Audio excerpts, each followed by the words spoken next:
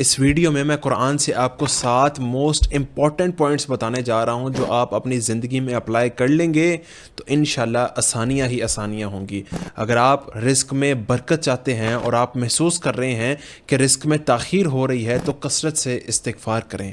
اگر کوئی ناگوار معاملہ پیش آ جائے تو لا حول ولا قوت الا باللہ پڑھیں، اور اگر اللہ سبحانہ و تعالیٰ کوئی نعمت عطا کرے تو اس پر اللہ کا شکر ادا کریں، الحمدللہ کہیں۔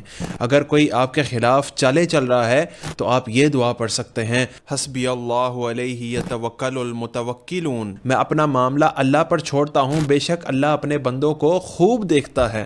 جب کبھی کسی مصیبت میں پھنس جائیں تو کہیں لا الہ الا انت سبحانک انی کنت من الظالمین۔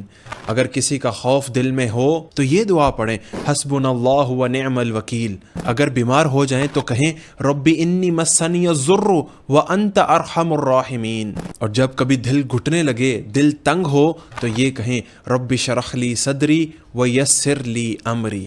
اگر دنیا اور آخرت کی بھلائی چاہتے ہیں تو یہ دعا کیا کریں، ربنا آتنا فی الدنیا حسنہ وفی الآخرۃ حسنہ وقنا عذاب النار۔